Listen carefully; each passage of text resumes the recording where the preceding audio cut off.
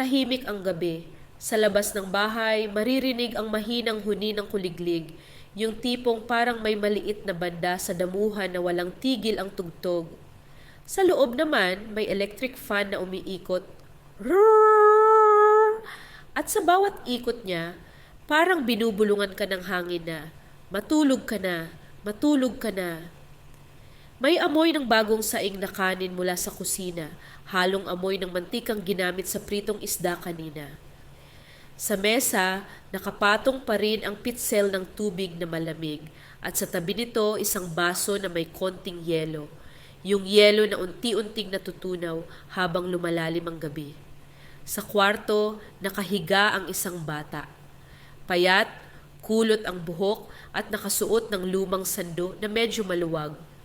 Ang kumot niya ay manipis, pero sapat na para yakapin siya ng init. Sa tabi ng unan niya, may laruan siyang maliit na robot na gawa sa plastic at may isang lumang comics na nakabukas sa pahina ng huling binasa niya. Ang batang ito, tawagin na lang natin siyang Berto. Si Berto ay isang batang 90s. At ngayong gabi, habang unti-unti siyang inaantok, nagsisimula ring bumalik sa kanya ang mga alaala. Mga simpleng alaala ng panahong ang mundo ay mas maliit. Noong panahon ni Berto, ang umaga ay hindi nagsisimula sa tunog ng alarm sa cellphone. Ang umaga ay nagsisimula sa sigaw ng nanay mula sa kusina. Berto, gising na, mag-aalas 6 na. Minsan, may kasama pang tunog ng sandok na kumakatok sa kaldero. Parang kampana sa simbahan, hudyat na kailangan mo nang bumangon kahit gusto mo pang humilata. Pagmulat ni Berto, ang unang makikita niya ay ang kisame ng bahay nila. Kisame na gawa sa kahoy, minsan may maliit na bitak. At doon sa bitak na iyon, madalas niyang iniisip na parang may mga hugis, parang ulap sa langit. Minsan mukha ng aso, minsan parang dragon, minsan parang mapa ng Pilipinas. Pagkatapos, mararamdaman niya ang lamig ng sahig, hindi tile na malamig na parang ice, kundi semento na medyo magaspang. Kapag umapak ka ng nakapaa, mararamdaman mo ang katotohanan ng buhay. Oo, gising ka na nga. Sa labas ng bintana, rinig ang tahol ng aso. Rinig din ang naglalakad na nagtitinda ng taho. Taho! At kapag mabilis kang lumabas, may pagkakataon kang makahabol. Minsan si Berto tumatakbo palabas ng bahay na nakapambahay pa, dala ang baso at sisigaw. Kuya, 1 piso lang po. 1 piso. Noong panahon ni Berto, ang 1 piso ay may kapangyarihan. 1 piso ay kaya nang bumili ng candy, kaya nang bumili ng text, kaya nang bumili ng maliit na laruan, kaya nang bumili ng yosi. Pero syempre, hindi dapat. Pagkatapos ng taho, balik si Berto sa loob.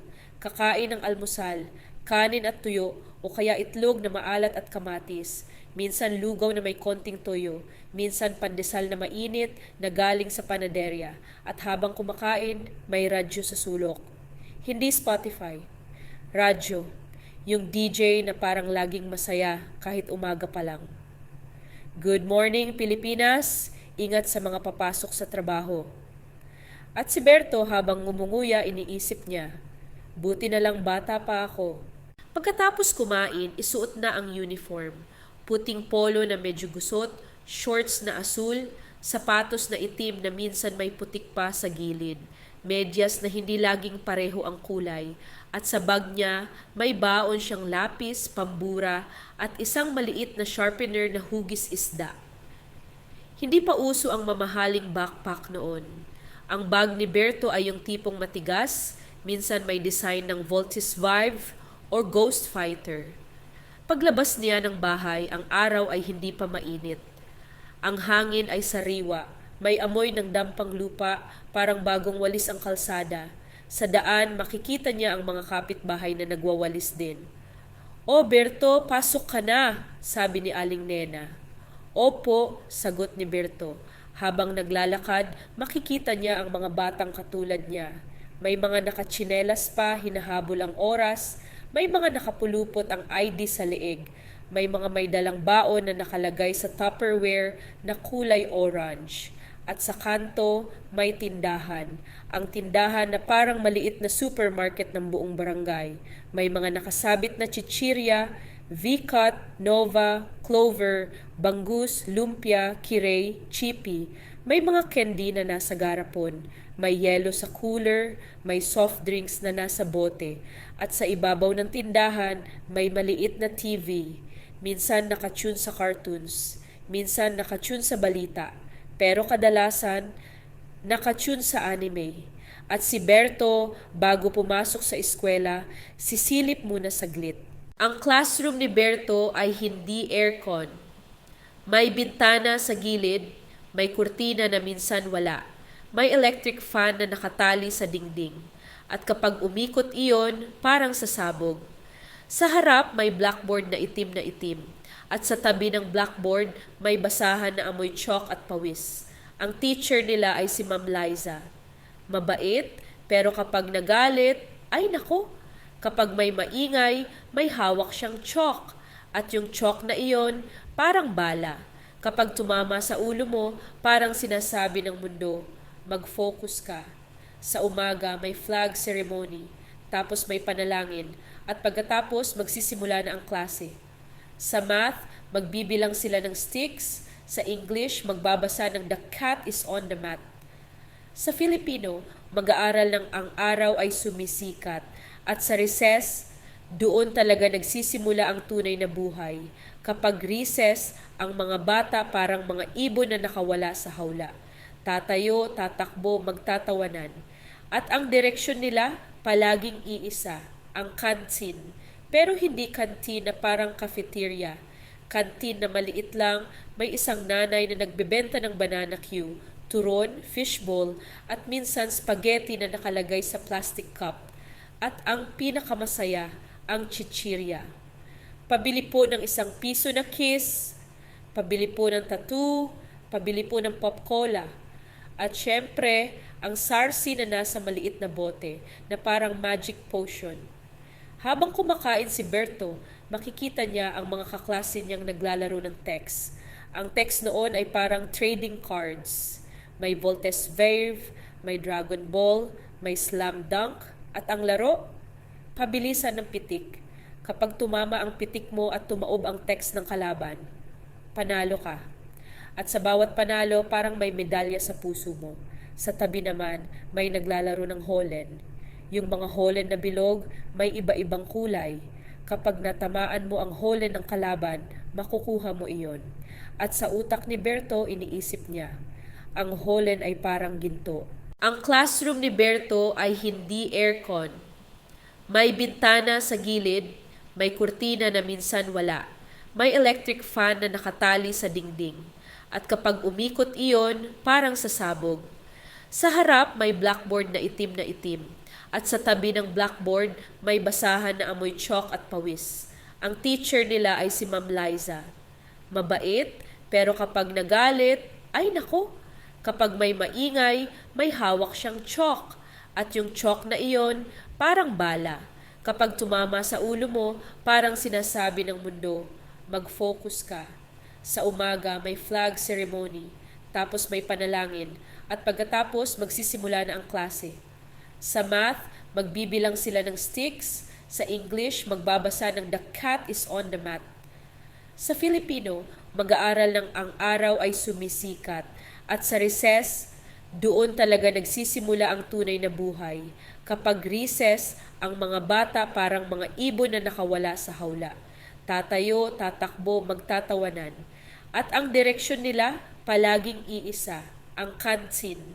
Pero hindi kantin na parang cafeteria. Kantin na maliit lang, may isang nanay na nagbebenta ng banana Q, turon, fishball, at minsan spaghetti na nakalagay sa plastic cup. At ang pinakamasaya, ang chichirya. Pabili po ng ₱1 na kiss, pabili po ng tattoo, pabili po ng pop cola. At syempre, ang sarsi na nasa maliit na bote na parang magic potion. Habang kumakain si Berto, makikita niya ang mga kaklase niyang naglalaro ng text. Ang text noon ay parang trading cards. May Voltes Verve, may Dragon Ball, may Slam Dunk, at ang laro, Pabilisan ng pitik. Kapag tumama ang pitik mo at tumaob ang text ng kalaban, panalo ka. At sa bawat panalo, parang may medalya sa puso mo. Sa tabi naman, may naglalaro ng holen. Yung mga holen na bilog, may iba-ibang kulay. Kapag natamaan mo ang holen ng kalaban, makukuha mo iyon. At sa utak ni Berto, iniisip niya, ang holen ay parang ginto. Pagkatapos ng klase, hindi pa tapos ang araw. Kasi sa panahon ng 90s, ang araw ay parang mahaba. Hindi mo kailangan ng gadget para malibang. Ang mundo mismo ang laruan. Pag uwi ni Berto, magpapalit siya ng damit. Tanggal uniform, suot pambahay. At pagkatapos, lalabas siya. Sa labas, nandoon na ang mga kaibigan niya. Si Junjun, si Carlos, si Pido, si Liza, si May. At ang tanong palagi, ano laro? At ang sagot, taguan! Kapag taguan, ang buong barangay nagiging playground. May mga puno na pwedeng taguan. May mga tricycle, may mga lumang kahon, may mga poste, may mga bakod, at kapag ikaw ang taya, ipipikit mo mata mo sa pader at bibilang, 1, 2, 3. Habang nagbibilang ka, maririnig mo ang mga yapak ng mga kaibigan mo na tumatakbo, tumatawa, naghahanap ng taguan. At sa bawat bilang, lumalalim ang excitement. 10, labas! At doon na magsisimula ang habulan. Ang puso ni Berto mabilis ang tibok, hindi dahil sa takot, kundi dahil sa saya. Kapag nagsawa sila sa taguan, susunod naman ang patintero, may guhit sa kalsada, chalk o uling ang gamit. At kapag naglaro sila, parang may sariling Olympics ang barangay, may tumatakbo, may sumisigaw. Huwag ka dyan! Dito ka dumaan. Ay, taya ka! Tapos susunod ang luksong baka, yung isa yuyuko, yung iba tatalon. At kapag mataas na yung baka, doon lumalabas ang tapang ng bata. Minsan may matatamaan, minsan may matutumba. Pero pagkatapos, tatawa lang ulit. Sa 90s, ang sugat ay parang badge of honor. May galus ka, astig ka, may pasa ka, matapang ka, may sugat ka sa tuhod, ibig sabihin naglaro ka ng todo. Habang lumalalim ang hapon, unti-unting lumalambot ang liwanag ng araw. Yung araw nagiging kulay orange at ang hangin nagiging malamig. Makikita mo ang mga anino ng mga bata sa kalsada, humahaba, at maririnig mo na ang mga nanay, isa-isa silang sisigaw. Junjun, umuwi ka na! Carlo, kain na! Berto, umuwi ka na at maligo! At si Berto, kahit ayaw pa niya, kailangan na. Kasi alam niya, kapag hindi siya umuwi, may sermon. At ang sermon ng nanay sa 90s ay parang mahabang lecture na walang skip button. Sa banyo, may drum ng tubig, may tabo, at ang tubig, malamig. Yung tipong pag binuhos mo sa ulo mo, parang biglang nagising lahat ng kaluluwa mo. Hay! Sigaw ni Berto. Pero pagkatapos ng ilang tabo, masasanay ka rin. At pagkatapos maligo, suot siya ng pambahay na malinis. Minsan may baby powder pa sa leeg at amoy siya ng Johnson's baby powder, yung amoy na parang comfort. Sa hapagkainan, simple lang ang pagkain. Adobo, tinola, pritong isda, minsan sardinas, minsan munggo. At habang kumakain, nagkukwentuhan ng pamilya. Si tatay galing trabaho, si nanay pagod sa bahay, si Berto magkukwento ng nangyari sa school. Ma, nanalo ako sa text? Ayos, pero mag-aral ka pa rin ha. At si tatay, tatawa lang. Hayaan mo yan, bata yan. Pagkatapos kumain, TV time na. Sa sala, may TV na de-antena. Yung antena na kailangan mong iikot para luminaw ang channel. Minsan may tatayo sa tabi ng TV at sasabihin, "Diyan, huwag ka gumalaw." At hindi ka pwedeng gumalaw kasi kapag gumalaw ka, lalabo ulit. Ang palabas, minsan batibot, minsan hiraya manawari, minsan sineskwela. At kapag gabi na, syempre, cartoons at anime. Si Berto nakaupo sa sahig, nakatutok. At habang pinapanood niya, parang lumalaki ang mundo niya. Parang natututo siyang mangarap na balang araw magiging bayani din siya. Hindi man tulad ni Goku, hindi man tulad ni Voltes V, pero bayani sa sarili niyang paraan. Minsan, biglang mawawala ang ilaw. Ay, brown out! Sigaw ni nanay. At si tatay maghahanap ng kandila. Kapag brown out sa 90s, hindi boring. Sa halip, mas nagiging masaya. Kasi lalabas ang mga kapitbahay. Mag-uusap sila sa labas ng bahay. May mga batang naglalaro pa rin kahit madilim. At si Berto nakaupo sa hagdan, hawak ang kandila. Pinagmamasdan niya ang apoy. Ang liwanag ng kandila parang maliit na bituin. At sa paligid, maririnig mo ang tawa ng mga tao. Maririnig mo ang kwento ng matatanda. Noong araw, at doon niya natututunan ang buhay, hindi sa internet, kundi sa kwento. Pagbalik sa kwarto, mahina ang ilaw, minsan may lampshade na kulay dilaw. Si Berto humihiga na, at bago siya pumikit, may ritual siya. Una, titignan niya ang mga laruan niya. Pangalawa, iisipin niya kung anong laro bukas. Pangatlo, magdadasal siya. Lord, salamat po sa araw na ito. Sana po bukas masaya ulit. At pagkatapos, papasok na ang antok.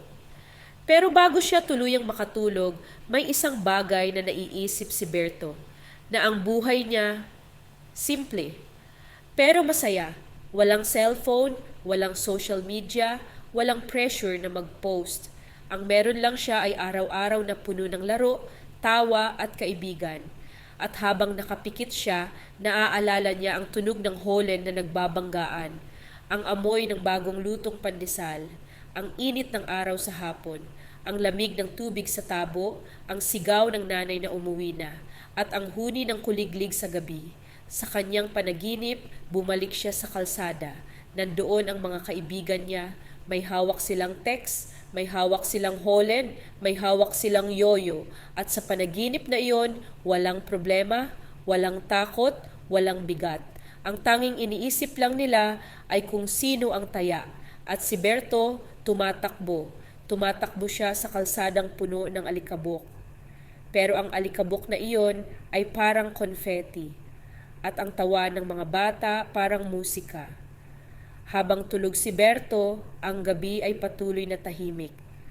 At sa bawat paghinga niya, parang sinasabi ng mundo, ang panahon ay lilipas, lalaki ka, magbabago ang lahat, pero ang alaala ng pagiging batang 90s, hindi mawawala.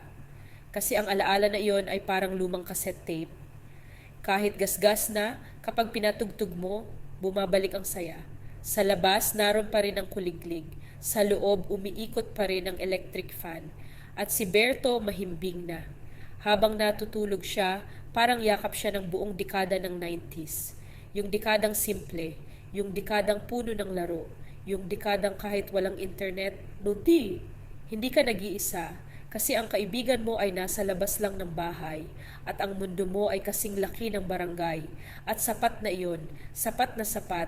At kung ikaw man ay nakikinig ngayon, kung ikaw ay isa ring batang 90s o kahit hindi, sana habang nakapikit ka, maramdaman mo rin ang init ng simpleng alaala, yung tipong kahit saglit na bumabalik ang pagiging bata.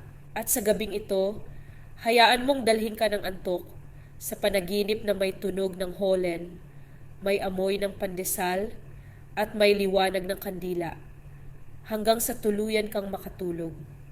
Magandang gabi.